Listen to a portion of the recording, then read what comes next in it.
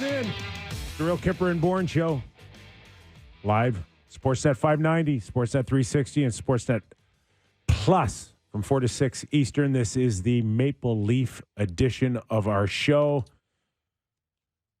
Nick Kyprios, Justin Bourne, Sammy McKee, Derek Brandeo, Jen Rolnick. Plenty to get into, including the Toronto Maple Leafs on Long Island tonight. Looking towards making it 5 in a row. We'll see if they back off Captain John Tavares tonight. Probably not JB, but in the meantime. Is it weird that they're playing twice there?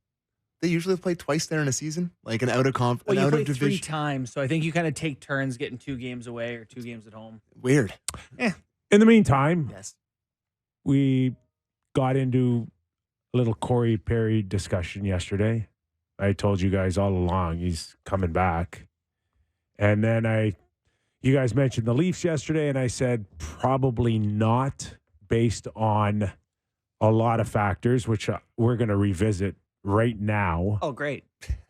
But I also said yesterday, don't be surprised to hear about the Leafs floating something out there that would link them. I think that may have happened yesterday because it seems to be a very hot conversation today amongst many in Leaf Nation on Corey Perry. Do you see a fit? Do you want him here?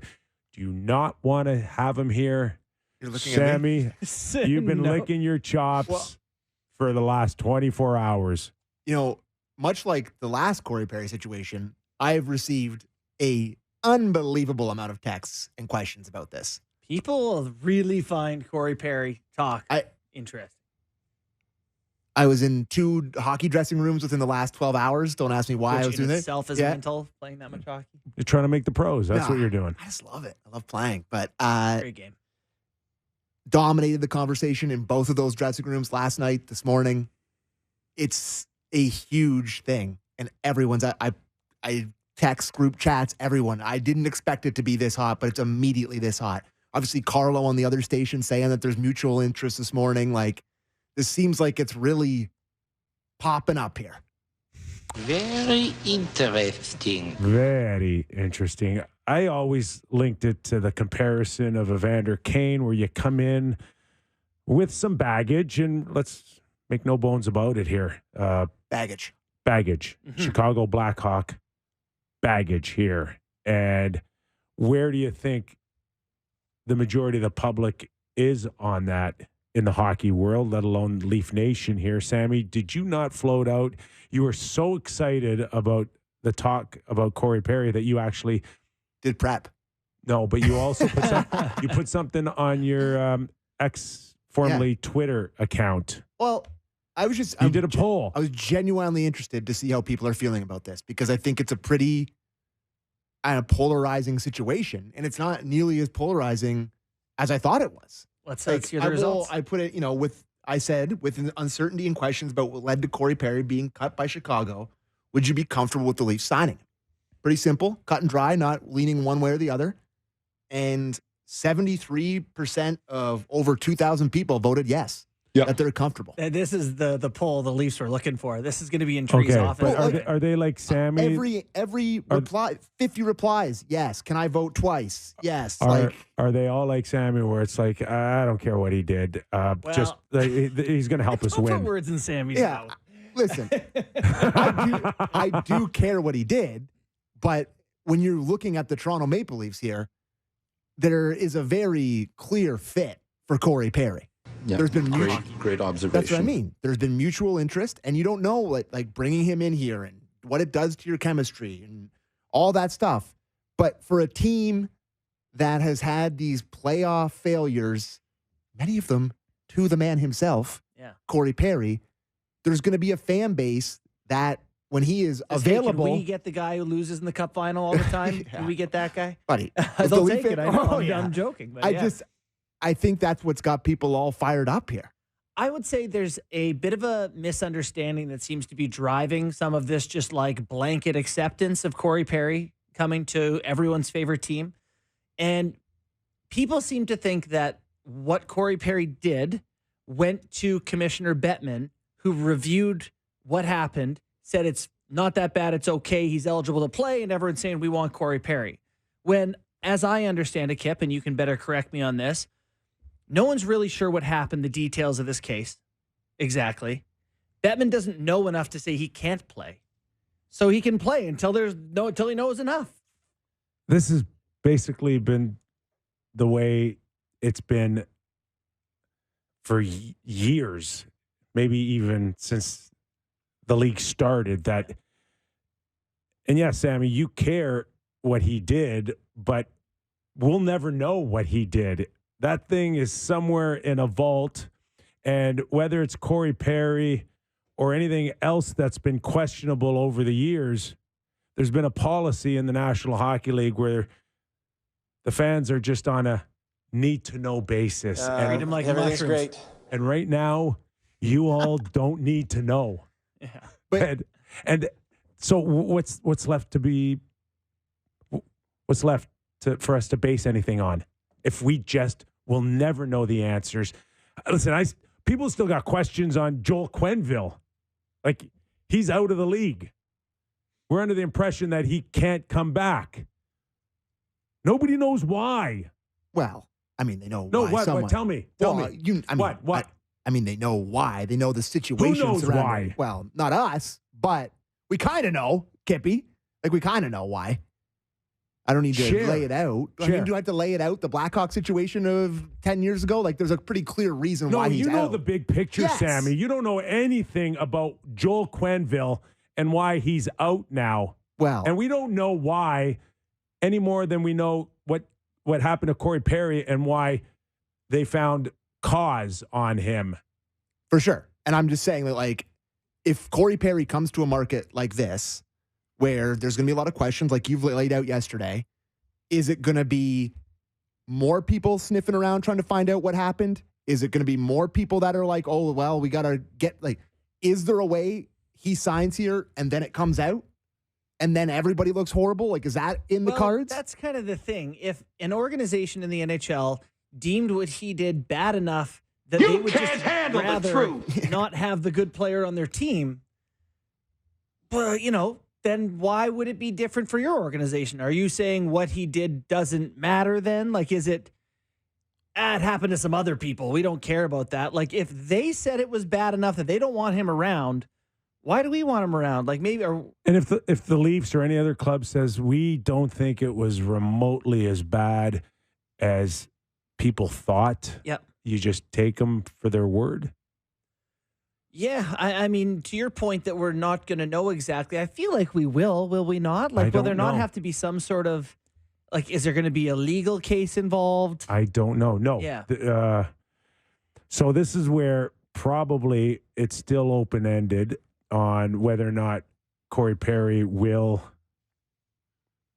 go back to Chicago and grieve their decision on terminating his contract. It's still, undecided, is that what you just said? Undecided. Okay, yeah. He had Yep. 60 days to decide whether or not he wanted to put a formal grievance Mhm. together through the Players Association, and that has not happened as of yet. Yeah.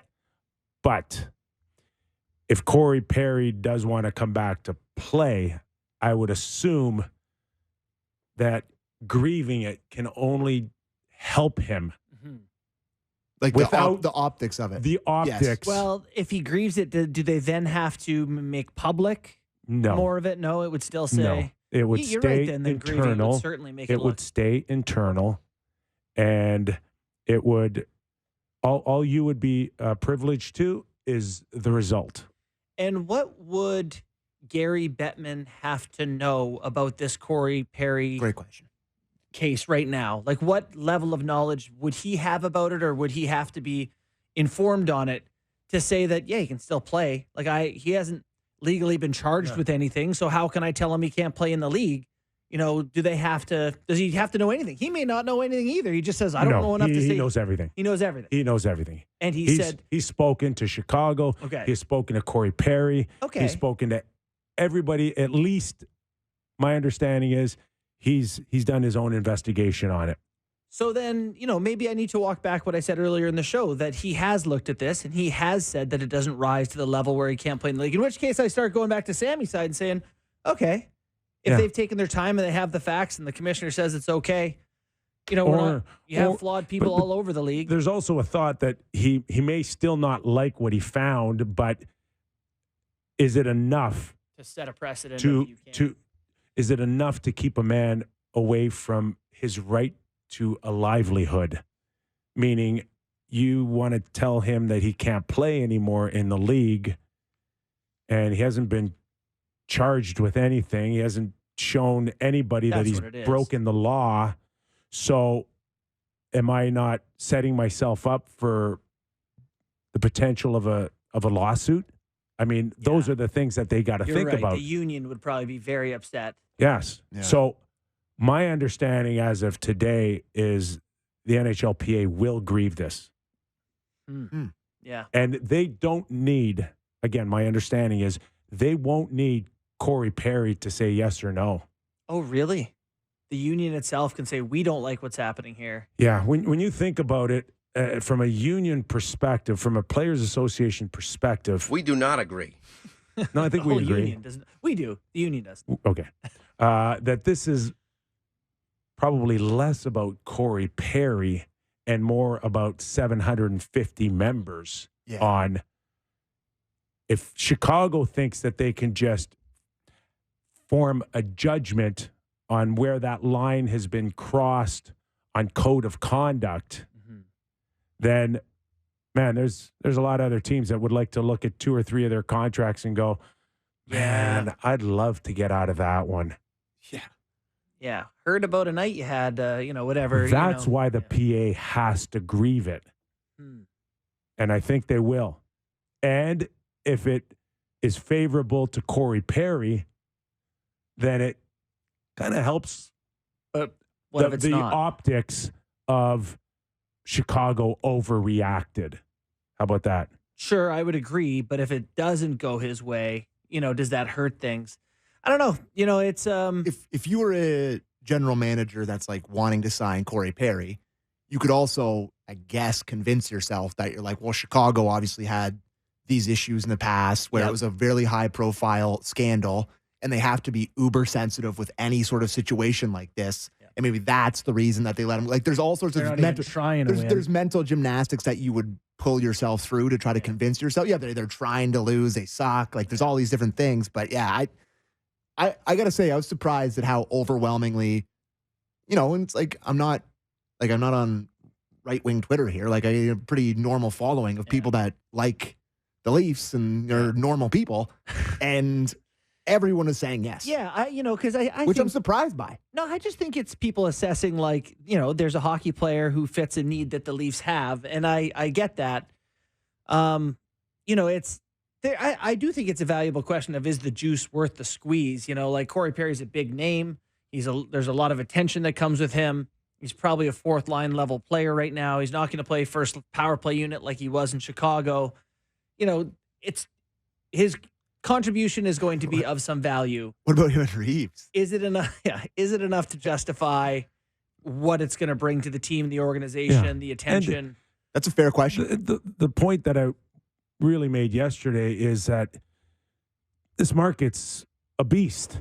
And for you and your 1,000, 2,000 voters, they're probably kind of like you.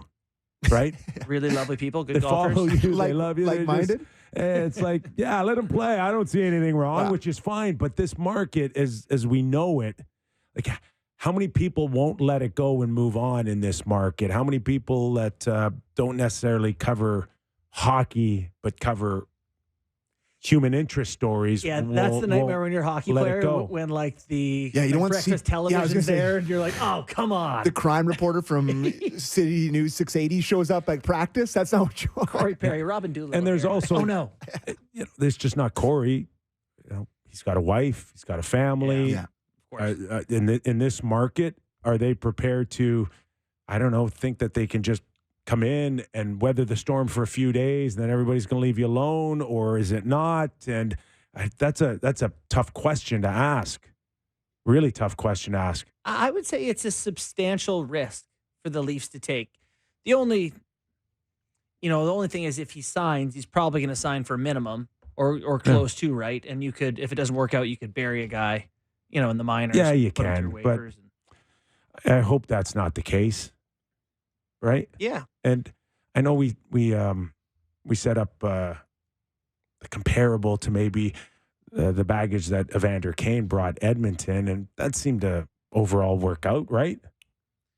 Well, shoot a lot of pucks in the net, and people, yes, it did seem to work out. To answer your question, but that's Cates is one owner. Just go for it. Here, getting an approval here involves a few more conversations. Bell, Rogers, big corporations, big picture, ownership. Think a lot bigger than wins and losses. A few more cooks in the kitchen. If Yeah. you will. So not an easy decision for the Toronto Maple Leafs on Corey Perry is basically the gist of this conversation. Would love to hear from people and get their opinion beyond Sam's poll. If you want to text 590-590 or are they? Yeah. Oh, yeah. They're texting. Fire us a whatever, tweet. I mean, do you think there's interest? Listen, they're not doing their jobs if there's no interest. How's that for an answer? Yeah. Correct. Okay. Yep. Good enough. You want to talk about the hockey game tonight? Or do you want to keep talking about Corey Perry? No, okay. I'm good. Oh, just one more. Is he still the player he was 2 or 3 years ago that we saw in Tampa Bay and that can piss people off and score a big goal? He's how old now? 38, if I'm not mistaken. Yeah. I don't know. Right? Is he still got the Zeus? It's just who, like a bad version of Corey Perry is just like kind of better than what the Leafs have had on the fourth line for years in the playoffs. Someone who can, be annoying, play in traffic, shoot one in the net if it comes to his stick. That Corey Perry signing buries Ryan Reeves, right? Yeah, he's gone. Buries him. Reeves has had a tough go. He's ready to play, by the way. Is he not? He's skating. He's functioning. He's Wayne Simmons of last year. Like he's able to be a part of it. He's just around the team. Is he playing? Is he not playing? Is he not to the point where they maybe go play some games with the Marlies and stay sharp? Is that where we're at? I wonder if he's got 2 more years left on his deal. I know. That makes things more challenging. He had 9 points in 16 games to start this year, Corey Perry. Yeah. I think I watched him. Do you have TOI there? Yeah, but he did it as a number one guy. Yeah. He was important. Yeah. But I mean, I think that would probably. If you can give him 9 points over playoffs, that'd be awesome. Yeah. And I saw him shoot one in the net and blow a kiss to the crowd in Toronto when we went to the alumni box. So, I think there's still some. Anyways. McMahon looks pretty good. I'm not sure if I would roll the dice on this one. It's going to really suck when he signs with Florida, boys. Yeah. It's really going to suck. And he's going to be great. And everyone's going to be like, oh, he's washed up. He's no good. And he's going to go play for Carolina or Florida, score a big goal in the playoffs. It's going to happen. This is the fan coming out, though. This is not the rational. But guess what? Guess why I'm here, buddy? I'm a fan. I know. And I hate Corey Perry's guts, and I've hated Corey Perry's guts. You're speaking out of fear. No, I'm speaking out of watching it happen year after year. Montreal. Uncomfortable. Tampa. Yeah. Ask Oilers fans what they think about Corey Perry. With the Ducks, he's done it to a lot of teams.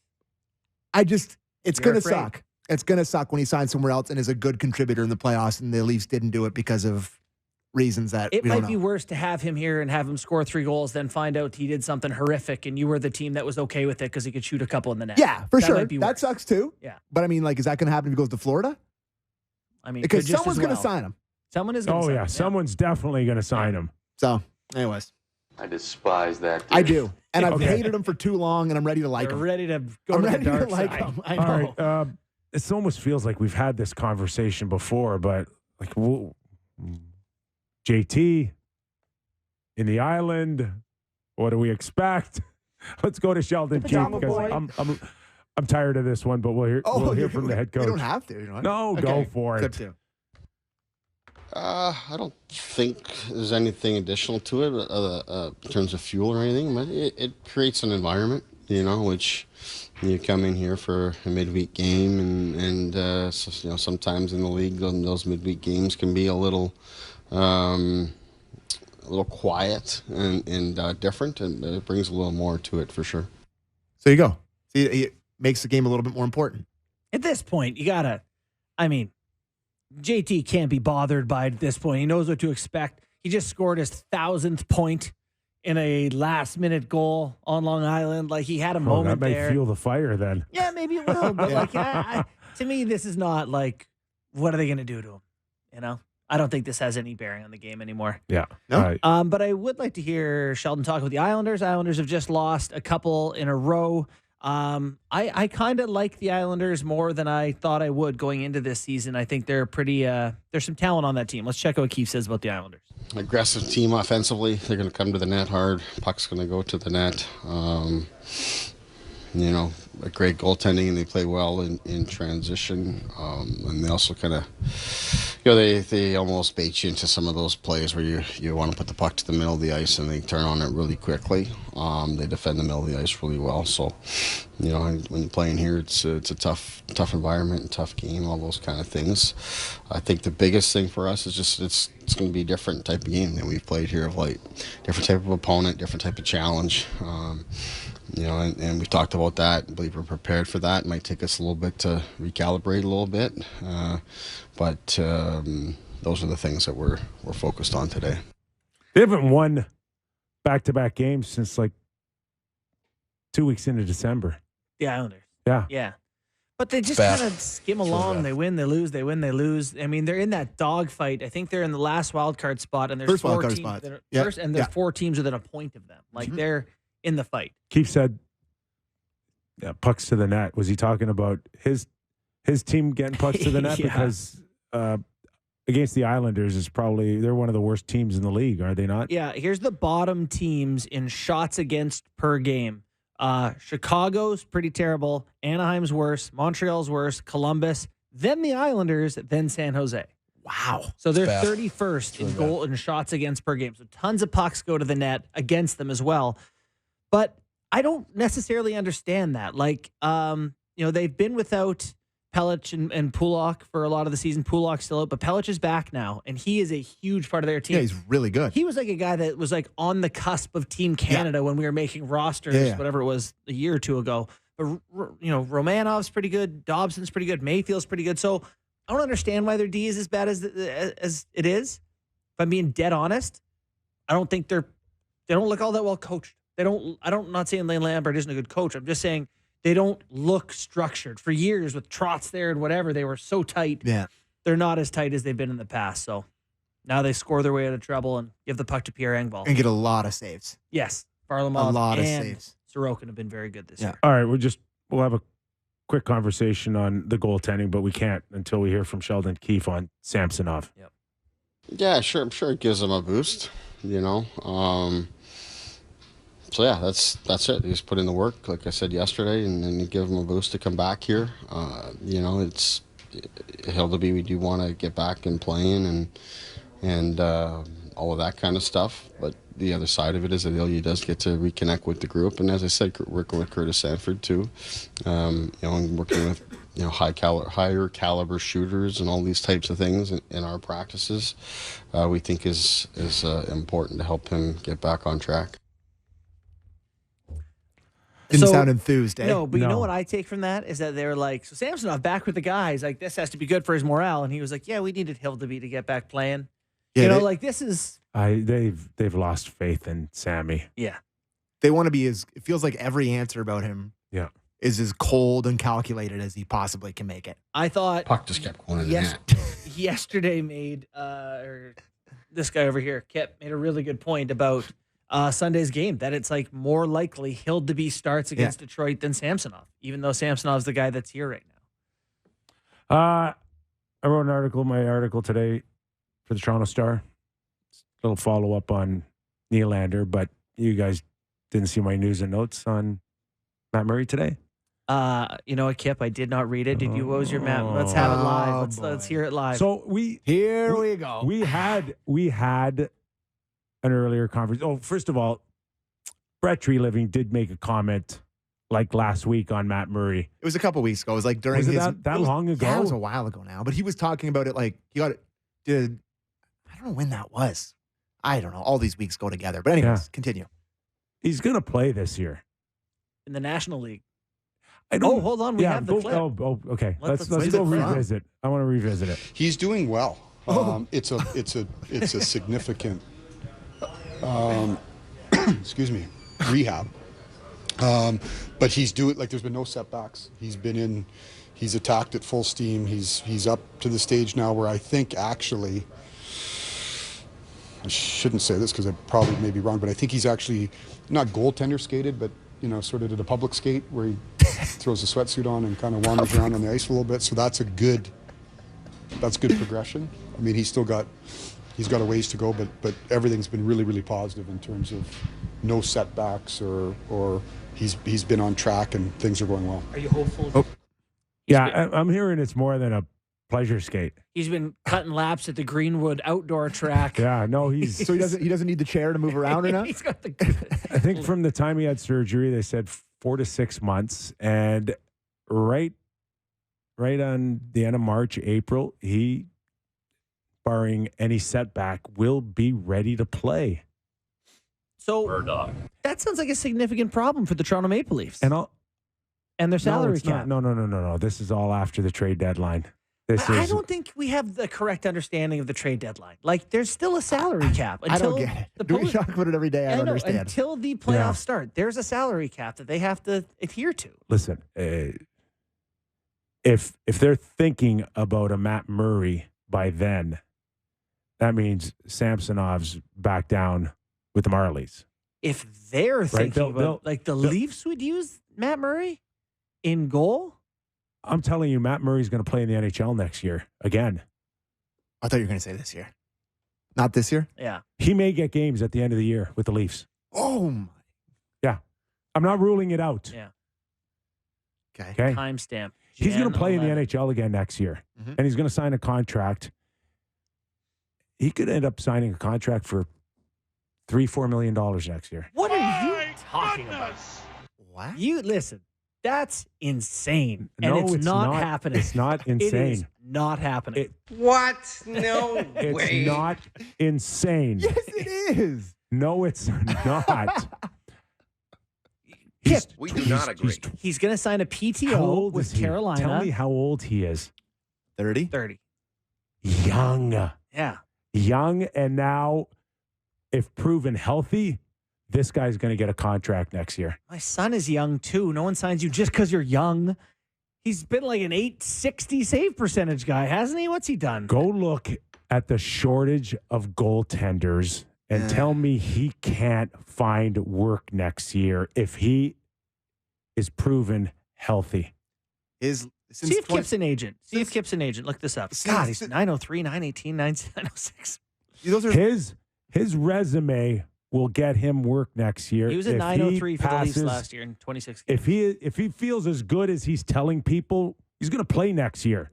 Well, listen, and I'll tell if you I wanted another to make thing. money, I'd tell people I was good too. I'll tell you another thing. It could be the Leafs re-signing him. Oh, No, I'm telling you. No, it's not. No. You are Listen, incorrect. we're getting ahead of ourselves here. we do not agree. I'm telling you right now, Vehemently he's do not back agree. in We play. do not agree. If he comes back and clears his physical by the end of March, he'll be very much back in play. I don't know where it means for the Leafs and where Joseph Wall is or Samsonov is, but this guy's at that age, he's very much in play to resume his career. Okay. I hope it doesn't happen, but this next thing I'm going to say, and then his bones will spider web like a shattered windshield, and it'll be done 2 weeks later. And he'll go right back on the Leafs. All right. Yes, I don't wish that on anyone. We got to go to break. He's had some bad luck. All right, let's go. All right, we're going to go to break. Gord Stellick, Toronto Maple Leaf analyst for Sportsnet, 590 The Fan, former general manager, is going to join us after the break. And then at the top of the hour, Chris Therien, former Flyer defenseman, known for Snow the Goalie, the podcast, is going to join us as well. And we'll get into the Philadelphia Flyers and torts lighting up some guy who. Anthony Sanfilippo. Oh, is that who it was? Nah, apparently. Well, we'll ask Chris all about it. Love that. Plenty more on Real Kyper and Bourne. Don't go away. Welcome back into the Real Kyper and Bourne show. All right, let's welcome in Toronto Maple Leaf analyst for Sportsnet 590, The Fan, former general manager of the Leafs. And for those of you that can't see on our Zoom call, sporting powder blue Hockey Night in Canada shirt. Let's welcome in Gord Stellick. Stellictricity. These powder blue jackets, Dave Hodge used to wear them, and they were like gold. I know guys said that if you wore it at Maple Leaf Gardens, whatever, you got in anywhere. So ABC had the mustard colored, and they had the powder blue. You weren't being held up at the hot stove by Nick if you had that jacket on?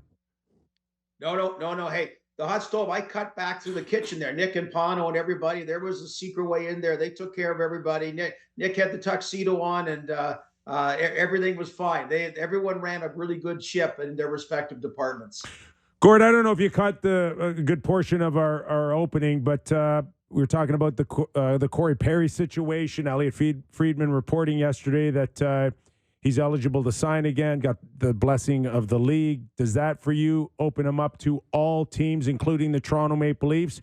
Or someone that has lived it like you understands that what may work in Carolina or Florida for Corey Perry may not work in the big smoke here in Toronto?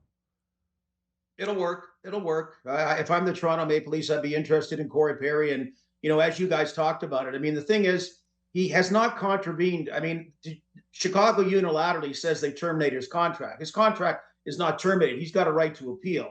They're saying that he violated whatever their code of conduct is. They probably have the most stringent code of conduct in Chicago, about 32 teams. So anyway, we know all that. He had a $4 million salary. That would be the cap hit, even though he got a $2 million signing bonus. So at $4 million, very few teams can afford him. But if I'm sure he would just re-up for the minimum or close to it.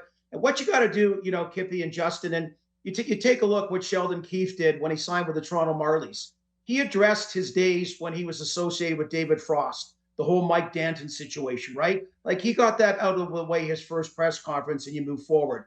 And if Corey Perry is going to come to here, my advice would be that would be something like that. Basically, touch on whatever it was. You don't have to go into details. Apologies, like kind of like Carey Price's situation in Montreal. I know it was different, apples and oranges, but and people respect that. But I think he is a guy that every playoff team, every playoff bound team, including the Toronto Maple Leafs, would love to get. Kip, are you good on Corey Perry if I turn the page? Yep. Sure. Gordo, I hearing all your stories from your time being involved in the Maple Leafs brass and, the people who've been running these organizations or this organization for a long time. I wanted to ask you about new hiring. Keith Pelly was just hired to run MLSE. Just wondering your thoughts on that. You seem like a guy who might know a thing or two or have an opinion on what that could mean for the organization. So now, one thing I'm not 100% clear about is he taking over what Richard Petty used to be and oversees Brendan Shanahan and the NBA, where the last CEO was kind of parallel to them. But to answer your question about Keith Pelly, really big on him. First, as a person, been a great individual, down to earth, really gets it. Worked from the ground up, and particularly the international experience now, which is important. Running the Toronto Argonauts in their most successful time, really the last whatever number of years. They were kind of a happening team for a few years. So I like someone that has that sports knowledge, that it's not just a brand, it's not just the business side, it's just not all those things. So probably the timing is great with what's going on with the European tour, I think. So he's had a habit of being in the right place at the right time. But I think this is a real positive addition to MLSE. Hey, look what he did at Sportsnet. You put the package together. Like when you talk about his involvement over the years, there's the Bell side he had with TSN, there's the Rogers side, and there's that $5 billion 12-year deal that he fronted. I mean, everything's covered here for him moving forward. I wish there was no salary cap, because he'd be unafraid to spend. He'd be like Mike Ilitch in Detroit way back when. But yeah. It's like you look at all the tentacles that he's covered again. What does that mean as far as wins? Because that's what the average fan wants to know. I don't know what a new CEO means, but I just like that. To me, he gets it. Not again, he gets the sports side, he gets the on ice side, the on court side, as well as, the business side of what's going on. So, Kip, I want to throw something at you because this has been kind of eating at me. We had Brian Burke on the other day, Gord, and he says that NHL owners will, I believe he said, dislocate their shoulders voting yes on expansion. He's like, everyone will want to expand as soon as possible. And we kind of been kicking this around. They get a new guy at MLSC. He's not afraid of big deals. Do you ever see a world, Kip, Gordo, where there's another Toronto team where I don't know if MLSE would be involved in that or how this would work, but is something like that ever possible here? For me first, and I'll let you, I'll just go real quick here, Sure. Gordon. I'd like you to follow up that what's probably going to happen in the next 12 months to 24 months is maybe perhaps a little bit of restructuring. Larry Tannenbaum appears to have put up his 25%, and where that leaves him moving forward. We believe that he's on his way out, which means now you're down to Bell and Rogers. Gord, you see potentially one of the behemoth tech companies, one of them taking the Leafs, the other one maybe moving on to, I don't know, a second team? Well, Kippy and Justin, that's always been the urban myth that part of the deal with the two giants being involved in MLSE is that there is a deal that at some point they each move forward. One has the Maple Leafs, one forms a second team somewhere, and the big nut being the indemnification payment that would have to be paid is already covered by virtue of this deal. So it would mean Rogers has either the Leafs or the new team. Bell has either the Leafs or the new team. I mean, you got two teams in LA and Anaheim that are about an hour drive apart. You got three teams in the New York area. You could put a second Leaf team, I think, across the street, and it would still do great. So again, I don't know how much substance there is to the urban myth, but certainly this area could support a second team, whether it's a relocation or expansion team. And I could see both sides, much like Rogers has with the Jays, that they would want, their own vehicle. They would want their own sports vehicle for their media network. So I don't know if it's already written there or if maybe it's something they're willing to explore, but I think that's a possibility for sure. And again, with Pelly's personal relationships at Bell and Rogers, he would be the perfect guy to broker this type of deal. Now, Tannenbaum has sold 5% of his stake for $400 million to Omers. And he still has 20 to go. 20 to go. And he sold that stake for $400 million, valuing it MLSE at like $8 billion. I believe it's $8 billion, right? Yes. After they bought it for 1.23 I believe from the pension plan. 8 is the number for blanket, not just the Leafs. Everybody. Right. So he'll take essentially 25% of $8 billion. Right. And some are suggesting 8's a little light. And do you think then that Larry would be involved with a new team if that were, I don't know, we're just kicking things around. You're getting down. Well, I mean, I don't think it's unrealistic that 10 years from now when we're doing the show, Kip and I for sure, definitely, I'm sure the Sportsnet will have us, is that we're talking about the other team sometimes. Gord, a second team in Toronto, would you think that it would jump right into a top 5 revenue team in the National Hockey League? Is that how you see this second team in this market?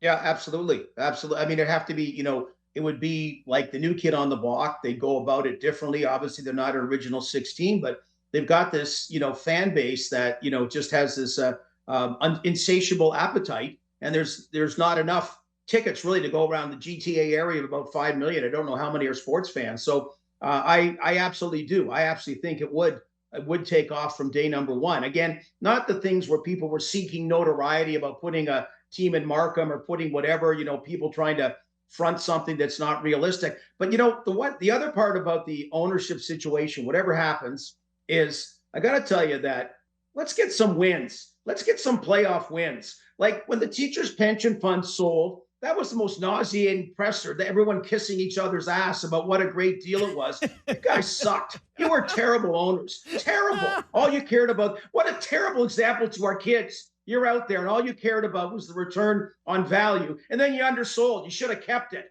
Brutal. So all I'm saying is, this is all great, big money. Give us something. Give us something like the Yankees did, the Dodgers did, whatever. Okay, give us something for all that money you're making. Well, they did. They That's gave it so to good. they gave it to Willie. $92 million. If Willie helps go deeper in the playoffs, which I think he will, that's great. But I'm tired of anyway. Whatever. I'm not going to rant anymore about it. But just it's gotta, instead of all this, wow, look how much it's worth and everything. Right, How yeah. about what the Raptors did, a championship year once or close to it? So we got to get your thoughts because we haven't seen you since the big news. You're okay with the $92 million, the $250,000 more than Pasternak? You're good. Well, first, the big news. Does everyone's kids steal their earbuds and power chargers for the phones? I just want to know. Does that happen in every household? Sure. Because I'm wearing like Air Acme Air earbuds because I don't know, Justin or Jesse, where the hell are they? Okay, and where is my phone charger? Okay, so thank God I can make this. I'm totally your article in the Toronto Star is bang on. It's like okay, you build a new house.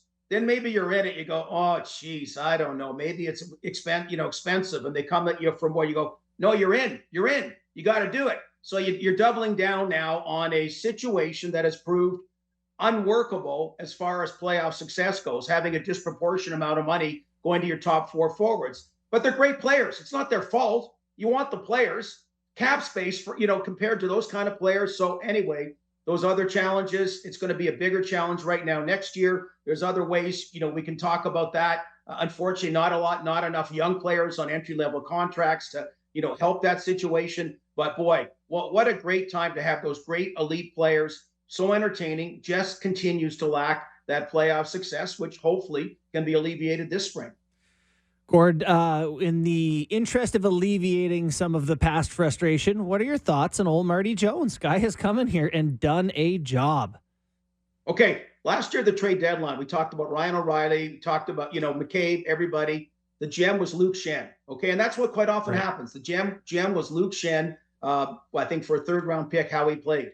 All these free agents in the offseason, we never even talked about Marty Jones. And he actually cleared waivers to start the year. He is the most valuable unrestricted free agent they're signed. He is saving their bacon right now. They would have to go out and get an NHL body, a rent-a-goalie type to get through this patch. So he has been a great Band-Aid and then some as they move forward to hopefully get Joe Wall healthy. I don't know Samsonov can ever get his game back. Kippy, I know you wrote about it that, Matt Murray, again, that's a little bit, to count on it, but is expected to be able to play. This guy absolutely at the most critical time saved his bacon. And I liked it. You were there, Justin, with the Marlies, like a strong setup that he saw, okay, I'm an older guy. I got family. I'm going to get a reset. I'm going to be in the American Hockey League. I'm not going to have to move all over the place if I get called up. They're in the same city. So it was a great fit. And he seems to have really embraced that reset and sees this opportunity coming up because they would have been screwed without him the last couple of weeks. Terrific stuff, Gordo. And maybe a little bit of a plug. I know you've got the book with Damien Cox called Revival, right? But That's also, right. Yeah. But No, also a plug that you're following in my footsteps and you're writing for the Toronto Star.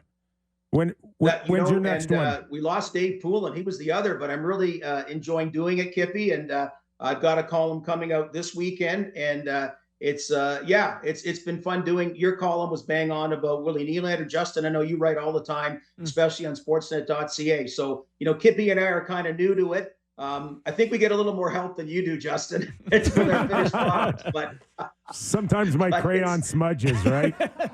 Yeah, but anyway, it's neat when you've read those papers for all your decades. It's neat to be in there every now and then. So great. Thanks I'm evolving. Great stuff, pal. Really appreciate your time, Gordo. We'll talk to you soon. Thanks, Gordo. Do I get a free phone cord for coming on? Yes, you do, buddy. No problem. All right. See you, See ya. Gord Stellick. He almost had a Doug McLean, I don't know where he's going with the phone cords and the buds. And I'm like, I can't keep up with him. First off, that's as good a Gord Stellick hit as we've he ever was got. fantastic. That was heat. Yes. But But I really love the point about the Leafs actually getting an advantage having their American League team in this city. If you're an older guy like Martin Jones, you're saying, I don't have to go live in Utica until I get called up. Like, I'll live in Toronto. Hopefully I get called up. But if not, at least I'm there. At least I'm in a good city. A nice advantage for the Leafs. And in this case, it really helped them out. The only thing they lose money on. What's that? The Marlies. Yeah. It's expensive, but it's very helpful for the parent club. Hopefully, the Leafs are the Rogers team. Yeah, no, it would have to be. That is going to come on here and crap all over the Leafs every day. Those Leafs. But I love the idea of there being I like love the my original Toronto 6 blue Lizards. and white Toronto Maple Leafs, people who are, I don't care, I'm going to be with this team till I die, and people being like, I'm so sick of it. Give me the Toronto Tickle Monsters or whatever they are. We've talked about this before. I always said the Toronto Hearts. I don't know how you do that. Who said that? I did. Why are you saying that? Toronto Hearts. What am I missing? No idea. I just came up with that. So well, put it back wherever it came from. I like it. Quickly, we got to go something before we go to break here. From February 1st through the 3rd, the All-Stars are in Toronto for the NHL All-Star Weekend, and we'll be giving away tickets to the different events and episodes today until January 26th. Today, we have tickets for the NHL All-Star Thursday, which includes a PWHL 3-on-3 showcase, the NHL All-Star Player Draft, plus a tribute to the 1967 Leafs. I'm sure no one will make any jokes about that. To enter for a chance to win, text into today's code word Thursday to 590-590, and we have another code word in tomorrow's episode, so be sure to tune in. That code word is Thursday. Look for the Toronto Maple Leafs to load up All-Stars. Yeah. Mitch Marner. God, we haven't had this talk yet. Willie. You're not having an All-Star weekend without Willie's in. Willie Styles. 5th in the league in scoring. Willie's in. Like, I see the Toronto Maple Leafs Twitter account, because every retweet means a vote. Uh-huh. And they're just pumping out tweets every day. Like, and they're getting like 15,000 retweets. What? Really voting, you think? You think they're juicing it? No. Do you not remember, like, under the old system, you would get updates every second on who's leading and how many votes and how many someone's behind? Oh, you're suggesting. Where did that go? Oh, you suggesting they overturn the election? Kip wants to storm the Capitol. Where is it? let me grab my tinfoil hat from a little. You know what they do now? They've got the John Scott vote. Yeah. Okay. You think they're going to ever let the public put a John Scott back in? To the NHL All-Star Game ever again? Yeah. Thanks, Marek and Wyshynski, for that one. They're going to put in whoever they want, and that's the way it should be. I'm telling you right now, there's going to be You want the truth? There's going to be so much interest in the skills competition. They got $1 million going for it. $1 million scoots. One guy can make $1 million. That's why it's so tough that Connor Bedard broke his jaw, because this guy would have doubled his salary. Think about that. It would have been electric watching him push. $750 all year, and they would have given him a chance to make $1 million. You know what would have been the best part if he was really close coming down to the wire, watching the other guys like tank on purpose to let him win some money. What do you think? And go ahead. I was just going to say, yeah, maybe. But I'll tell you what the best thing about is second place like a card and a handshake or what? Like, is there no tiering of this money? I don't know. I think it's all or nothing. It should be. Second place should be thanks for coming. And I'll tell you another great thing about All-Star Weekend. The cheese is gone. We won't be seeing Mitch Marner at Lake Ontario and then coming in with his polyester suit to go on a breakaway. That's over. The players said, cringe TV is over. All right. Except we have to still watch 3-on-3. Well, that's less cringy than everything else we've had to witness in those games. Can we play hockey? Give us a match. How about a 5-on-5 game? What was it? North America versus the world? That was my favorite World All-Star. That the Owen Nolan point and finish? Maybe. Woo. With the Fox tracker on it. Ka-ding. Yeah, against Hast. Yep.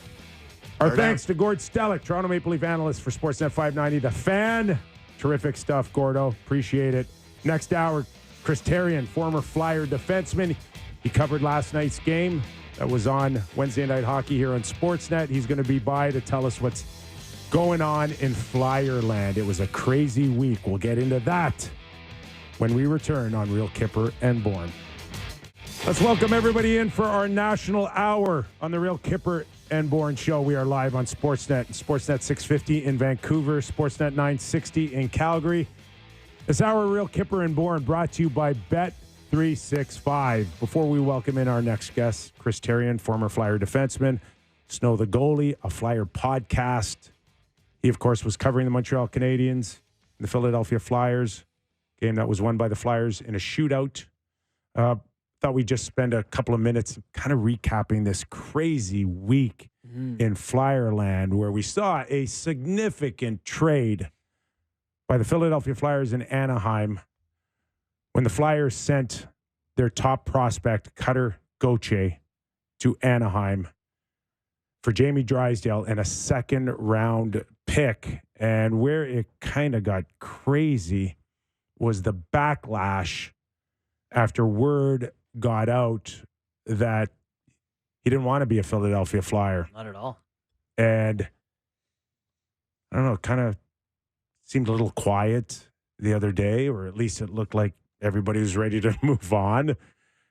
And then our favorite soundbite, John Tortorella. Well, should we lay out why he, like with the Hayes thing? Like, if everybody doesn't know, I'm sure if you're listening to the show, you know, but like there was Anthony, what's this, the last name? Sanfilippo alluded to in a blog that Kevin Hayes and Cutter Gauthier are friends, and he alluded to the fact that maybe some sources told him that he influenced him, that he wouldn't want to play for Torts or he wouldn't want to go to Philly or whatever. So he kind of influenced him. So that was kind of what led to what happened last night. Which is, for me, being in this world of constantly talking to people, not only as a broadcaster today, but as a player. Mm-hmm. That's all everybody ever did. And I'm not suggesting like I know anything about this Kevin Hayes story. Yeah. But it's never uncommon for somebody to sit around a bar or in the summer working out to go, man, it really sucked for me there, and I hate that guy, and it was brutal. Just one of 1,000 pieces of info you take in. But that doesn't necessarily mean it'll be brutal for you. Yeah. I don't get where Kevin Hayes could have that type of influence, anybody, to have that type of decision. Right.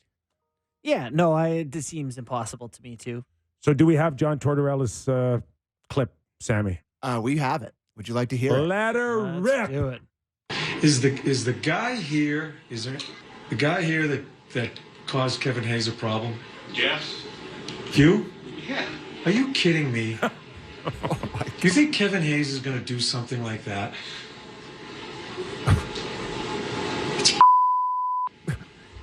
Any last questions? Person letting the first two buy him. It pisses me off that you guys throw that around and affect someone's life. No, Kevin Hayes and I had a problem. We couldn't come to an agreement how to play. That's a good man. That's a good man. And what you said is going to stay with him. That's what you guys don't understand. You say something, and you're going to sit there and say you have the right sources. I call. Okay. All right. What'd you think? If I'm the Philadelphia Flyers, I'm really would have liked my head coach to stay away from it. Yeah. But you have to understand who your head coach is. Gasoline on the fire. Torts is Torts, right? Torts is never the Flyers, or he's not the Rangers or the Blue Jackets or whatever. He's just Torts.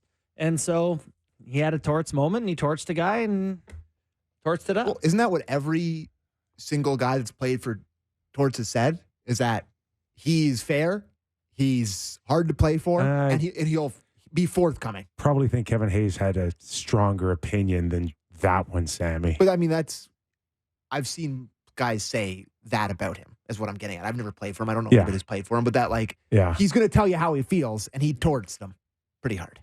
Listen, I like Torts. I do. There's parts of him I like, and then there's parts that you watch sound clips like that and a few over his career where you're going I like, didn't need that. come on, John. Guess that's what I'm saying, Brooksy. But that's like what makes him him, and that's why Brooksy, teams if I want to explain it to you, I would. Yeah.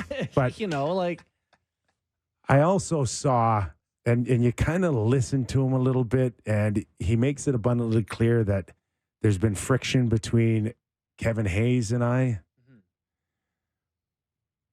But I kind of got a feeling listening to that was a wonderful opportunity to bridge some tough Asian gap. Yeah, the bridge like it was an olive branch. Like I'm using this vehicle to send a message to Kevin Hayes, I love you, or you're a good man, and next time we see each other, hopefully, you know what I did for you. But or boy, if you're Kevin Hayes, you're gonna love the man for that.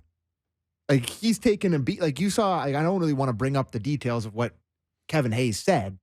What people were telling him in his DMs was awful stuff. But like if you're him, hearing Torts say that to an you got to love him. that for helps. that. Yeah. Anyways, Okay, let's welcome him in. Chris Therien, who's been on the show many times and never scared to share an opinion here and there. And good on you, Chris, for coming on. First and foremost, we've seen a lot of trades as players and now as broadcasters, but this one seemed to take a life of its own. What's your overall grasp of that? Because you also have a situation where you work with Anthony, and I know he had led that conversation, bringing in Kevin Hayes, but you know, where did this thing kind of fall off the tracks for you? Well, I think what happened was, and if you go back to the game, Kyper, thanks for having me on, guys, by the way. The game starts, you know, and I go into the Wells Fargo Center to call hockey games, you know, to talk about the Flyers. And 8 minutes into the game, my group at Snow the goalie said, oh, my God, Cutter Gauthier got traded. Like, this was, and we're like, what? Like, how did that happen? And so we went on, and again, you know, the talk at the time was about Cutter and, like, what happened? Immediately, why? What happened? What went south here that would have happened, that a 19-year-old that's never played a shift would dictate a trade to a team like the Flyers that, you know, if you're talking about location, American city, all that stuff, I mean, low travel, it's great. It's a great place. So then I guess somebody went around and went digging about it, and I think there's a lot of emotion in the building. Anthony received some texts throughout the game, and he had, and this is a part where I could say as a former player, I don't lie, and I don't have any reason to, because I've been a player that played a long time in that league, and I've also been on the wrong side of many reporters or the wrong column, and I don't like that. So from a standpoint, I don't like any pile-on, but the information that Anthony had, I saw it, and so did the two other people. And for the first time in my life, I understood sources and methods. And unfortunately, I hate living in that world. But that's what was said to us. And again, it became this big snowball that went on and on. Ultimately, a trade was made. There was a lot of emotion after when he presented that Kevin may have been involved. And you know what? And I said some stuff about him that I regret. You know, I said, you know, some not nice things about Kevin, and I regret that. He's an alumni here. He was a good guy, well liked in the locker room. But again, the night was so full of emotion as to why this young 19-year-old hockey phenom didn't want to come to Philadelphia. And I think at the end of the day, that's kind of what went down. As for the reporting, I'm not a guy who scoops anybody. No one's going to text me any information. Jonesy, Danny, and Dan Hilford did a good job keeping that under wraps because it didn't become a story. And I think that's the part that's so important, is that there's no real discussion. Yeah, we're going to have to absorb 72 or 96 hours of this conversation. But after that, it ends, because we're not talking about a player that doesn't want to play here. He's already been moved. I thought the story was dead. And then I just heard you guys before I came on about, you know, Torts last night going at Anthony. Maybe somebody should have probably told Torts, we're partners with the team. We're partners. We go in there at the games. I do pregame radio and we do Snow the goalie. Part of what we do is to make the game fun. Like, I think we want to, you know, we keep our fans light. We tell hockey stories, and by no means are we a podcast or an avenue that would belittle or berate or take stories and make them up. I don't live in that world in my real life. I can't. And I sure would never want that to happen to me as a player. So for all these things that happened to Kevin, the DMs, I feel terrible about that. That should never happen. I condone all that. But at the same time, there's a story in here And I can't really go any further than what was presented to you. And I think there needs to be probably a big powwow of some kind in the next couple of weeks. But that's where we're at with it today. And, I'm ready to move on.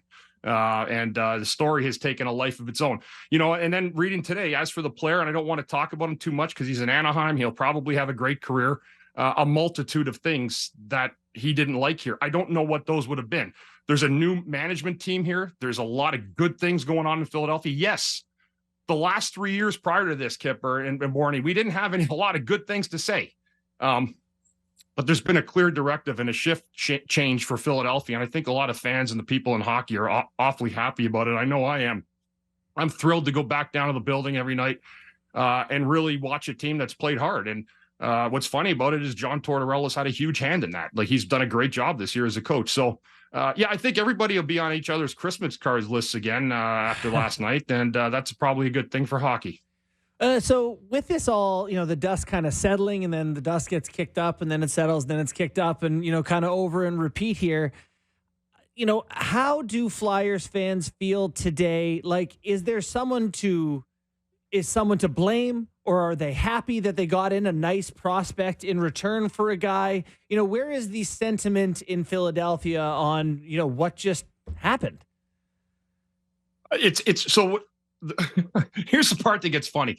Nothing unites Philadelphia like a player in any sport that doesn't want to play here. Yeah. I mean, it is the most amazing thing to watch when all you have to do to Philadelphia to poke the bear is say, I don't want to play there. I want to get traded. Because you can look at the magnificent sports runs these teams have had. The Eagles Super Bowl in 2017, the Phillies great runs to the NLCS. It's been a lot of fun to watch in a lot of ways. So we're thinking, I look at myself as someone who's truly blessed to have been in the NHL. And I know, like your partner there, Nick Kyprios, we were guys that loved every second of the game that we were able to play in this league. And I never took a second of it for granted. If I said the other day, if there was a team in Whitehorse in the Yukon, I would have been up there waiting for training camp to start. But there's so much information that flies out there now, guys, on the internet, and everybody's got an opinion. Philadelphia is a passionate town, and they're going to continue to be passionate. And we heard it from our chairman the other day. He'll come back into town. He'll have to have a good career, but he's going to get a rough ride here in Philadelphia, as everybody else is that refuse to play in this town. We're talking to Chris Therien. That's fair. Chris Therien, former Flyer defenseman, now covers the Philadelphia Flyers, does a terrific job on Snow the Goalie, a Flyer podcast. You mentioned that, maybe the mistake of this thing getting too emotional, at least from the Flyers management perspective now. Certainly you spoke for the fans. They love it. But, if they were able to have kept it more businesslike and not probably make it so personal, in hindsight, do you think Keith Jones and Daniel Briere would have maybe learned something out of this moving forward? Like, we're big fans of those guys, right? And they're honest as the day is long. And if you've watched them in their career, they played very emotional too. But the moment that you kind of led that emotion into those fans in Philly, man, this thing took off. I mean, in hindsight, would you think they would have handled it a little differently? You know what, Kyper, that's a great question, and one I didn't think about. I'll tell you what, as I said to you guys, I was fired up. Like, I was jacked up. I'm like, man, are you kidding me? A guy don't want to play here? Is this the reason why? Like, I was ticked off. And then my first thought was, immediately when he said, when I saw the text, I said, there's no way. There's no way a guy that they just give $50 million to is going to poison the well. Man, we stand by my sources. And there were sources. So what I'm saying is that's where all the fire came from. And I guess you're asking, Kyper, like, did they regret maybe saying, he didn't want to play here, like actually saying he didn't, rather than just saying there's been a hockey trade and we traded our young 5th overall pick to Anaheim. We couldn't come to terms. We couldn't come to an agreement. We couldn't come to terms. The emotion helped them win the PR battle, right? Like, everyone is very happy with how it went. Here's the problem though, guys, where I go back to it. If he didn't want to play here, and again, we read the internet today, again, he got interviewed. There's a multitude of reasons. Well, there has to be, what is the reason? Because if this guy's thinking it, I hope that the next guy's not thinking it too. And And that's one of the things I think that comes in, because this is a city that's really trying to rebind, really trying to get back to its roots of the team. And it's done an unbelievable job for 4 months. This team went through hell, guys, for 4 years, 3 or 4 years. And it's taken the efforts of Dan, Danny, and Jonesy, guys like other players, former players, alumni, to come in and try to turn the switch back to the way it was. And we've done that. But at the same time, you're not going to be able to not tell people in Philadelphia why you weren't able to sign him. It may be deeper. Did he not like the way the last management worked here? I don't know. But there's a new management in town. And so that would have been worth it. But for whatever reason, he did not want to play in Philadelphia. And there has to be more than a reason for that than an outside peek at the organization. Because the peak I'm looking at right now is outstanding. It's a team that cares. They care about their players. They care about the fans. And I'll be honest with you, if I could do it all over again, I'd never change anything. It would be Philadelphia all day long. Chris, before we get into Jamie Drysdale and the reception that he had last night and his play through your eyes, just the feeling before the trade on Cutter Gauthier and how good did everybody think that this guy could get? Someone said, could he be the next JT Miller? I mean, what kind of buzz was about Cutter before they moved him? Yeah, you know what, Kyper? Get a long, rangy guy. I don't think overly physical for a longer body. A great shot. I mean, there was a lot of good things about his game. I watched him in the World Juniors. Excited about him. And I think anytime the league gets a chance to put young guys like that in the game, it's great to showcase these talents that are coming in. I will tell you one thing. If you needed a guy that is a top 2 line, you're not sure if he's, center or wing, that becomes an issue in and of itself. I don't think he's a center from watching him. I'm just kind of looking into the future. I think he's a winger. I don't think he's a center iceman. But at the same time, a right defenseman that got traded here with the second round pick is a valuable thing to the Flyers. What I liked with Drysdale last night, we're going around the press box saying, who does he remind me of? And somebody on Snow the Goalie last night said, boy, he really reminds me of, and at the same time I said it, Paul Coffey.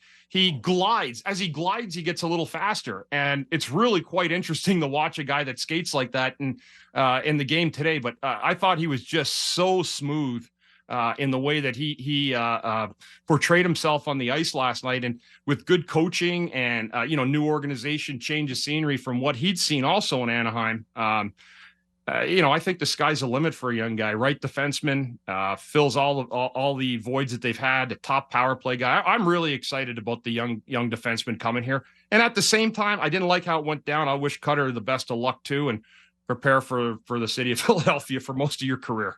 Ask Scott Rowland about that one, or JD Drew. So I'm really excited to watch that too. That's going to be a fun story for the rest of us to track.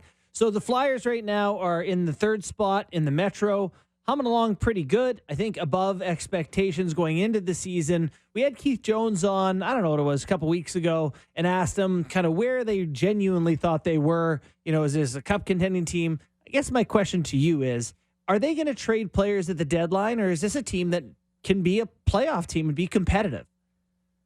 You know what? I don't see why not, right? Yeah. Like, they've gotten to this point. We always used to say there was, that marker of the American Thanksgiving where you felt like teams are pretty comfortable. That probably backed up a little bit, guys, over the years with the amount of teams. And you have you have 8 teams within 2 points of each other. So that math has probably changed. But at the same time, the Flyers are getting into the thick of the back of the standings a little bit, like in terms of the playoffs. So they're going to have that was why last night's game becomes so big. And little wins like that on nights that you maybe think it's going to be harder than others, I think is so important. And they got that win against the Montreal team last night that took themselves a little while to get into the game.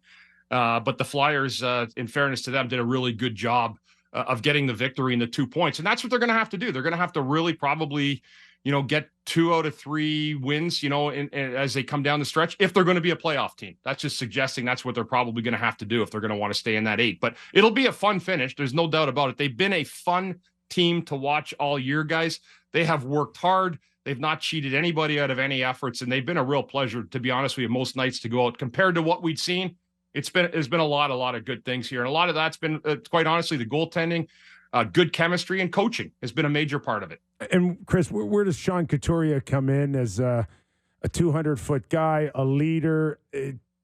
back issues the last few years. I wasn't even sure if he was going to make it back at all. He's been unbelievable, Kyper. I mean, for a guy that had gone through a back, and like I said, I was talking about my back. I don't think it ever really healed from 2001. And, again, to put that kind of workload on a guy, to kill penalties, power play, 5-on-5, and play really well, positionally, again, good defensively. It's been great, and probably another one of the huge reasons that the Flyers were able to gel as a group and play really well together is some of those veterans back. And, I know Atkinson right now is a guy that hasn't played well of late, but he's also a guy beginning of the year that I thought was there for a lot of players and providing leadership. There's one more guy I'll ask you about, is a guy that here in Toronto they could have picked and traded out of the draft slot. My boy Sammy here is always upset about Konechny not being a Toronto Maple Leaf. Tell us about his season and what he means to the Flyers. Yeah, I mean, he's become a bona fide, regular goal scorer, and he's taken, he's become like a mini star in a lot of ways. I mean, he's taken a huge bite of the apple. He's a guy that's learned an awful lot in the league the last few years, how to become a better, more complete player. But he's a finisher, and he's finished a lot in the last couple of years, and with contract looming, I mean, he's gonna request a lot of Benjamins, and he's gonna do, and he's earned it. He's earned it. It's hard to score goals repeatedly in this league by individual guys. There's a handful of them that can do it, and he has proven that he's one of them right now. So it'll be an interesting to see how that goes. But he's been tremendous for this team. Chris, great stuff, man. We really appreciate your time.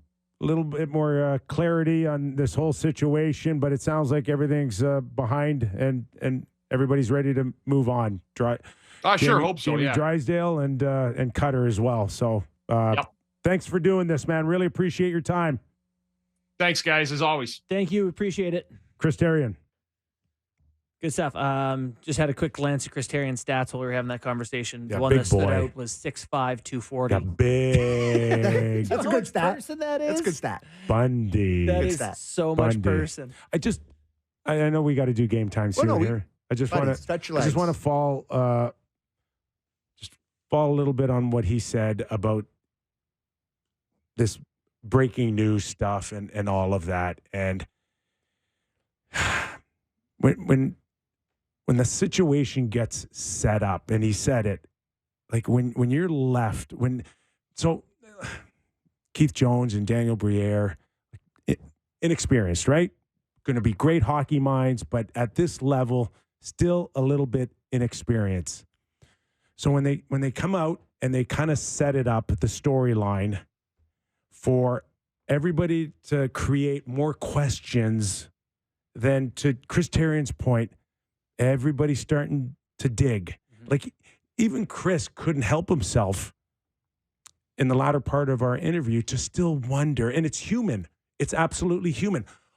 Why? Why didn't he like Philly? What is the laundry list of, and people want to dig. They don't want to leave it alone. Yeah.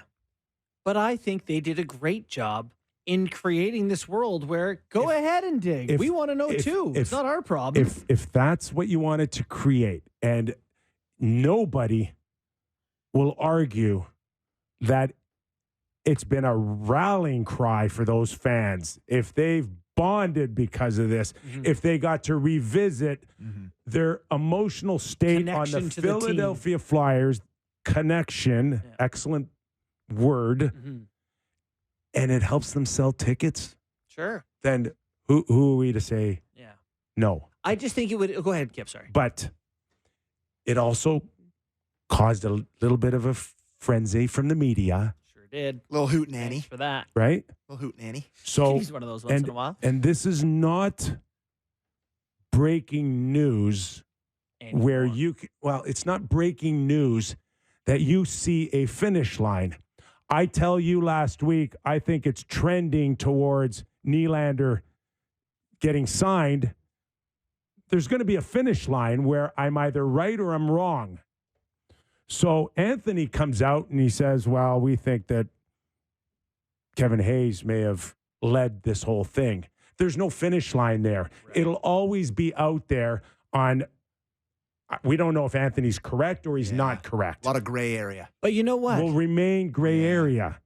But that's where you got to be careful. Like if if Anthony had more experience, I think in the breaking news world, like me personally, I get a text from somebody that says, "Oh, Kevin Hayes just buried them."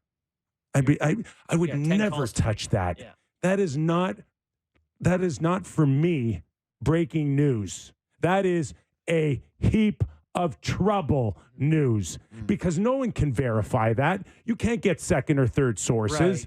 You can't. There's no finish line for that one. Right. It just stays out there.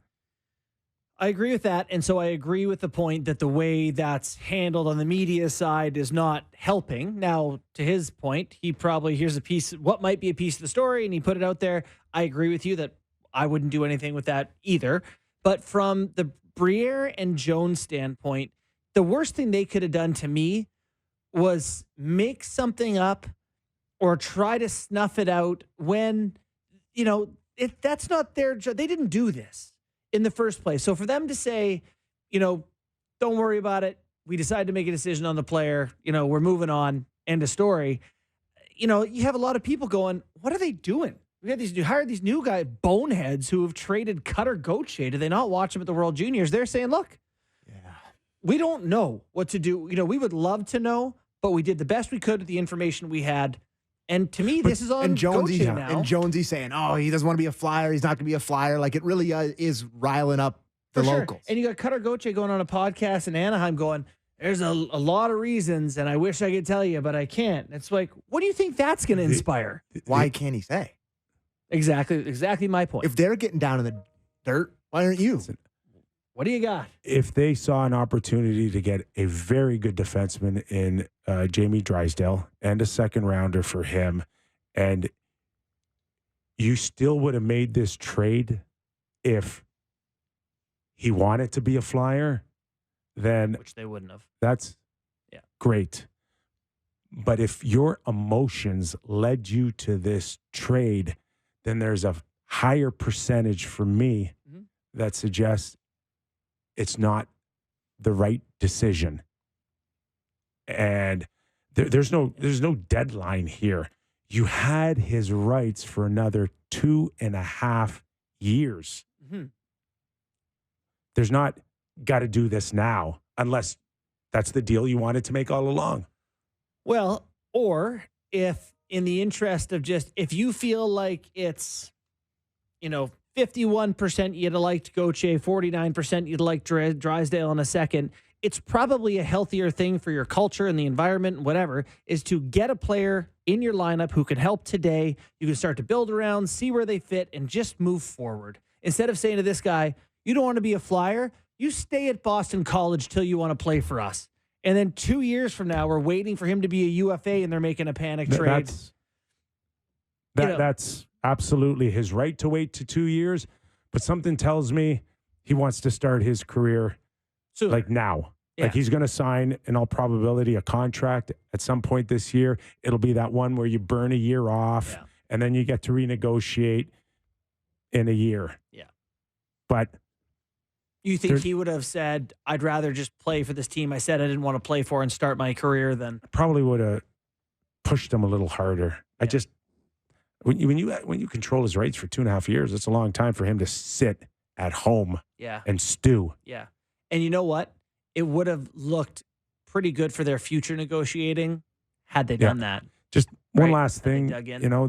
this whole message again from the Philadelphia Flyers that if you don't want to be here, then we don't want you here.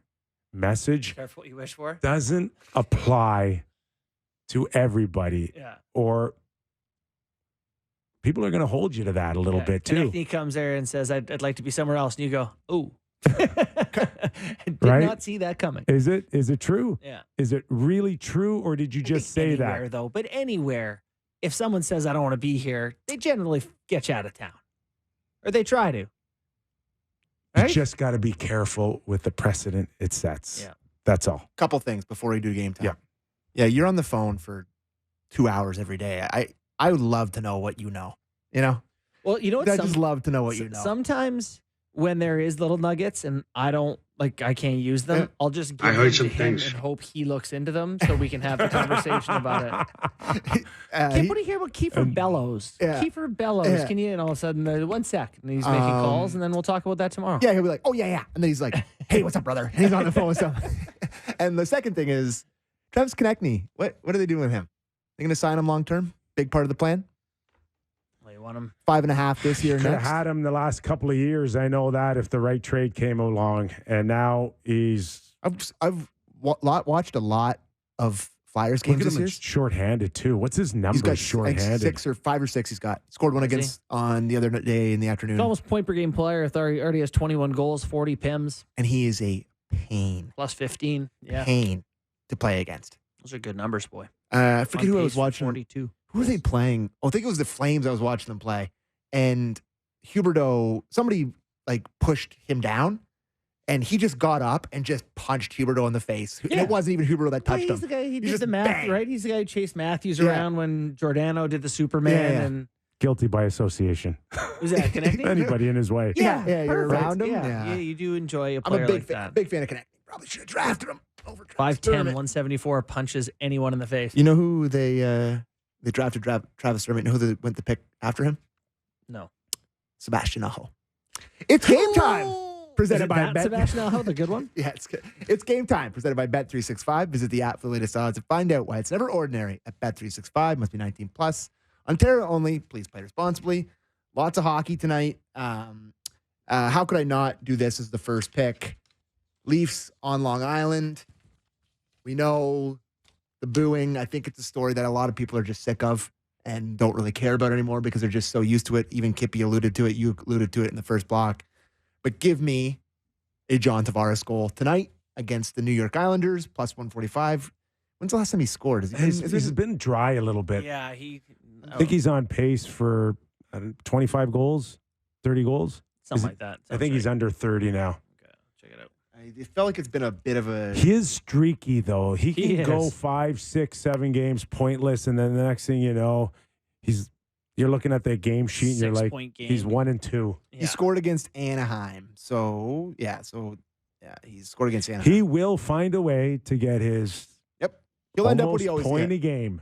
He has been just a point a game guy his Yeah. whole career. So 12 goals and 34 points. But yeah, he's got not a lot lately. Goal and 2 assists this month. So I'm give me a John Tavares goal tonight, and I was just looking at a couple of the other games. Florida has won 8 games in a row, Not that again. and we'll talk about it a little bit more in our news and notes. LA has lost 6 in a row. Something's got to give here, obviously. I don't think the LA Kings are as bad as their 6-game losing streak, and I don't think the Florida Panthers are quite as good as their 8-game losing streak. Kings are plus 120 in Florida. Give me the Kings to get off the schneid tonight. Like that bet. And the last one I had here, Montreal Canadiens are minus 160 against the San Jose Sharks. I don't think the Montreal Canadiens team that I watched last night against the Philadelphia Flyers should be favored by that much against anyone. They had a tough look last They night. were bad. And Yeah. it's the second half of back-to-back. San Jose Sharks have lost 1 million games in a row. They're eventually going to win. Give me the San Jose Sharks as a plus 135 underdog. I also like that. If you want to tweak that, I think you can take them plus a goal and a half and still get minus 180 or 190 or something. To me, anytime you can get a goal and a half for free and still, come out okay, throw that in a parlay. I like that one too. Okay. That was Game Time, presented by Bet365. Visit the app for latest odds and find out why it's never ordinary at Bet365. Must be 19 plus. Ontario only. Please play responsibly. Okay, we're going to take a quick break. As Sammy alluded to, Panthers and Oilers going after their 9th straight win. We'll get into that. Plus, we had Brian Burke on earlier this week, and he said that the teams would be separating their shoulders to take another expansion salary. $1 billion to the owners. $1 billion. I want to tell you why I don't think that's a good idea after the break. Sammy's eligible to play at that point. We're getting thin. Don't go away, real Kyper and Bourne. Back after these words.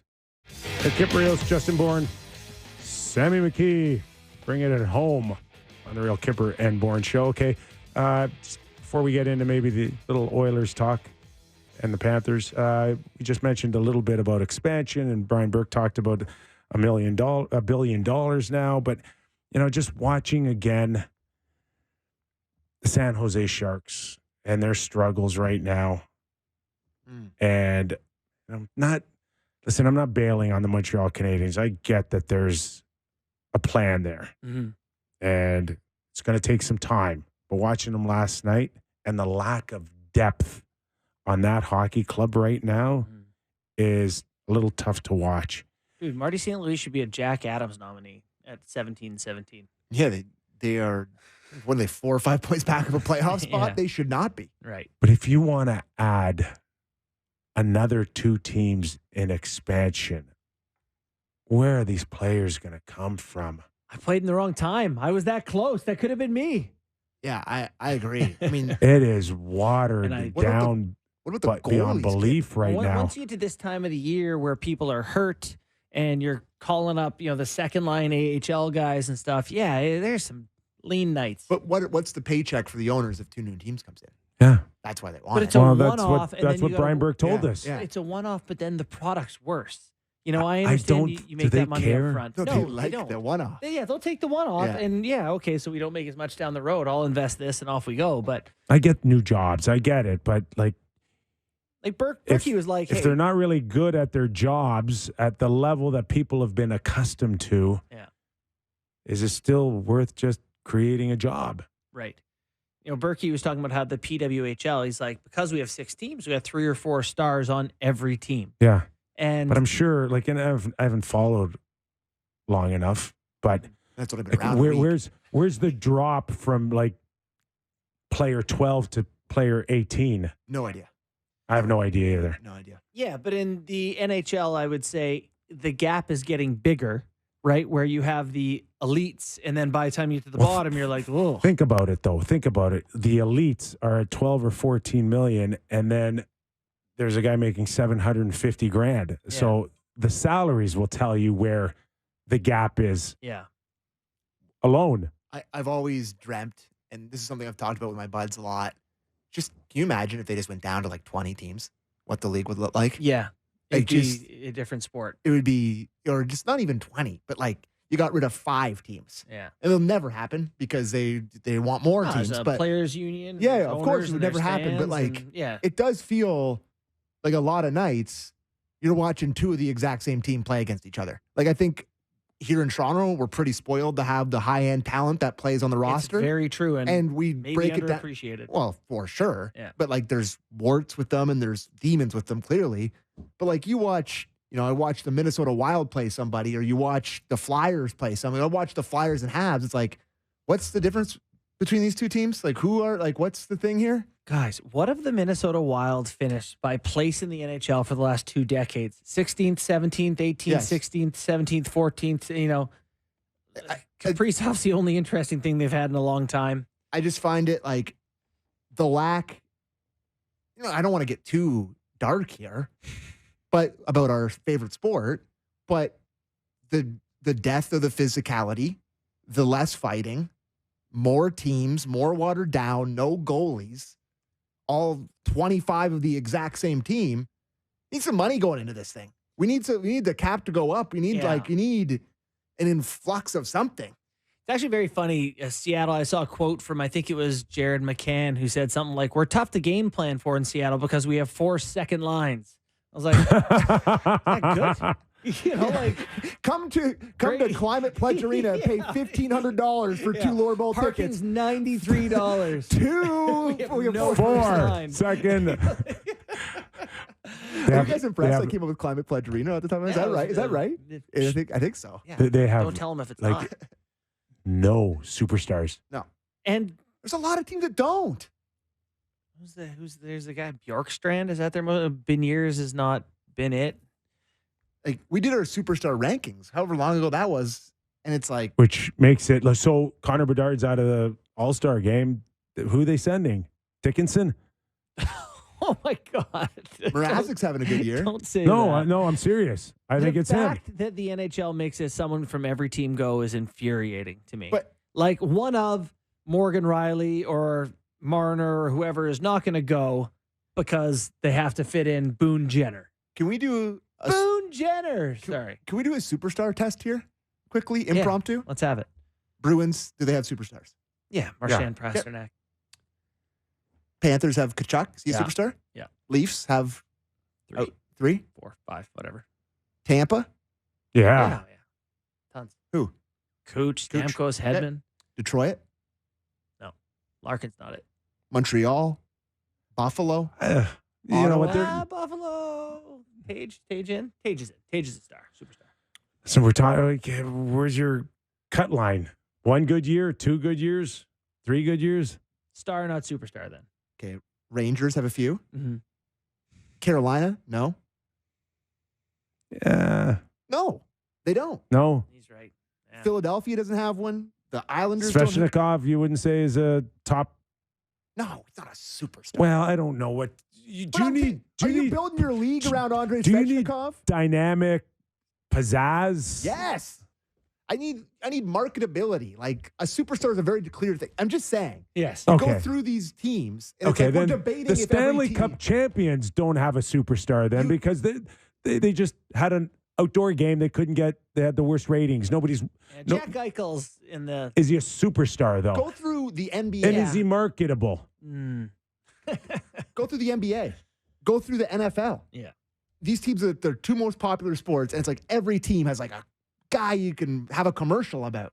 I just think, I don't know. I don't want to get too down in the NHL because I love watching it every night, but I just feel like the league needs some work, boys. Can you imagine? No, 2 more leagues is a nightmare. Can you imagine if this league right now was 22 or 24 teams? Yeah, that's what you're saying. Is that what you just said? Yeah, I oh, said that. sorry, I wasn't But paying also, attention. It's fine. I don't Yeah. care. But also, like, it's really hard as a fan. I do pay attention to you, by the way. I don't do. care. Not all the time, but I do. Kipper, Hey. it's okay, buddy. It's really hard as a fan to follow a league with 1 million teams. Too many teams. Like, this is my job, so I can tell you about every team. But like, if you're an average fan, I can't be up on what's going on in Anaheim and Columbus and Dallas and Nashville and it's too many teams. Regionally, it does well. Like they care in Well, Columbus. and They it's do. becoming a niche sport in that way. It's regional. Regional sport. Do they Tribal. They do care in Carolina? Yeah. Oh yeah. Yeah, the bunch Yeah, of they jerks. Do they still do that? They still do the thing at the end of the game? I haven't seen it on They Twitter. know, but we don't have to. They know. If they're bringing in more teams, they got to go to the European soccer model. Relegation, baby. The Sharks Sharks might get an expansion team and fold their other team. Send them to the ECHL, or they Play belong. the Shreveport Mudbugs. The what?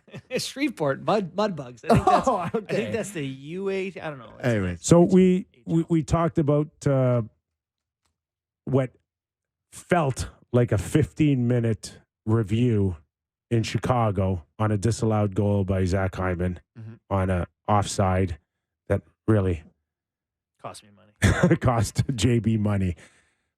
But in reality, it was 4.5 minutes on the delay. And I was told that it took the league 4 minutes Connecting to Wi-Fi. to get the proper angle. What does that mean? It Yesterday I talked I'll about tell you what it streamlining the means. process. What do you mean finding the angle? It means you're at the mercy of the A guy like me, who's like TV. the video guy. I Yeah, don't some know. kid maybe, I don't know, Got the who's spinning wheel of death, guys. yeah, getting We're the buffering. loading. getting the pinwheel. Okay. But it's not the system that I'm sure they probably would love, because that may cost the league tens of millions of dollars to do this thing properly in every building. And they're still at the mercy of the local television and what feeds they have and how quickly they can get them. What's up with Bally's? Is sport, are they getting regional money still? Does that still exist? Sorry to throw you a curveball. I think they cut some deals. Did they? Yeah, they restructured. 48 cents on the dollar? Probably. Yeah. I don't think it's that high. Oh, really? I don't know. Yeah. I don't know.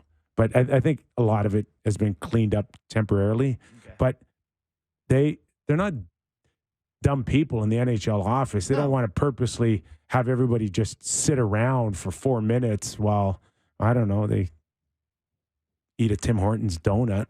Watching TikTok. Oh, they're still waiting. But let me finish this episode of The Bear. there's usually on the delays, probably more than not, it's a technical thing as much as it is cracking down on a final decision.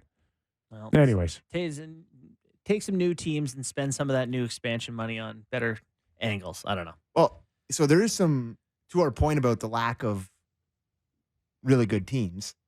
The really good teams are just winning a bunch of games in a row right now. It's actually bizarre given how much parity this year, how a few teams are just on unbelievable tears. Panthers have won 8 in a row. Leafs have won 4 in a row. The Jets have won 7 in a row. Ooh. The Oilers have won 8 in a row. Kraken have won 7 in a row. Vancouver's going for the second line. Oilers are just 4 back of LA. That is, and I don't know what was the biggest insane. gap? It had to have been close to 20. Oh God, yeah, wasn't it? Oh yeah, there's a 2 months ago. I can figure this out. You can look. It was ugly early. It certainly was.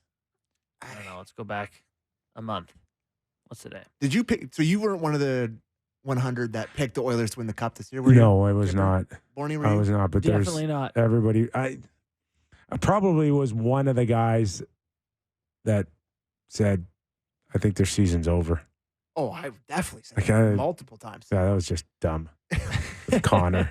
Bourne held strong with that. I did. But then he kind of gambled away his money when he's like, Ottawa's going to figure it out. What's that? Yeah, I did think that Ottawa's going to figure it out. But yeah, I'm looking at it right now. Like kind of in mid-November, the Oilers were almost 20 points behind LA. Wow.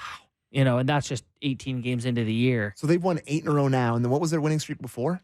Did they win 10 in a row before? Yeah, it was another massive tear. They've had 2 massive winning streaks. They've got Detroit tonight and Saturday in Montreal. They're in Detroit tonight and Saturday in Montreal. So could keep Should going. be another 3 or 4 points there. Yeah. Could be another tear. It is going to be fascinating to see how high up the standings they can get. Wanted to mention, Patty Kane's been pretty good since he came back. Have you seen his numbers? No. 14 points in 16 games since he's come back. 6 goals, 8 assists. Who needs a scoring winger? Power play guy. He's not going anywhere. No? Do you really pick Detroit just so you can get traded at the deadline? Well, you picked Detroit thinking they're going to make the playoffs, maybe. No? I got to think that it was a bigger picture than, Chicago hey, come for a 30-game tryout. If we make the playoffs, you get to stay, and if you don't, we'll move you somewhere else. I do not think Pat Kane likes to get bounced around. Hey, how about with that San Jose team, like Hurdle, and I know Couture has been hurt, but like, could big names like that leave San Jose? I mean, God, can they afford to lose anyone else? The Sharks are burned into our brain. You got to to keep to the floor. You got to bring back their salary. No, you're right. And at the same time, it's like, what are you going to make it worse? Can't make it worse. You can't. They're as bad as you're allowed to be. My rule. Anyway. And the Panthers, Sammy. Okay. Are they the team in the East to beat right now? Absolutely. And the Leafs, well, I guess Bruins are going to come down to earth a little bit. So maybe the Leafs will have to deal with the Bruins in the first round as opposed to the Panthers. But the Leafs got to do whatever they possibly can to not play the Florida Panthers in the first round of the playoffs. And team's legit. It's start beating bad teams like they have over the past 3 games where you can accumulate some points, because I guess they're only 2 points back of the Bruins now. So maybe they will pass them. But that's the number 1 team in the league. Like, I think the Leafs could legitimately beat almost any team in a playoff series, except the one they might play in the first round. Give me the Cats. Meow. Nightmare. And I haven't, I can't figure out the Tampa Bay Lightning at all. Missing the playoffs? So maybe think more about what do they do with Stamkos if they think they're going to miss the playoffs. Would that be a deadline? No. They wouldn't, would they? Bring him home. What's that? They wouldn't trade him, would they? Well, they wouldn't trade him if they're going to re-sign him. Yeah. And if they're not going to re-sign him, Funny to see if a team like Winnipeg would. Will trade him. All right. Good stuff. Okay. Our thanks to Chris Therien in this last hour. Gord Stellick the hour before that. 13 games on tap. Ooh, buddy. You're all going to be real busy with the remote. Have fun. And we're back tomorrow on Off the Rails Friday with Doug McLean.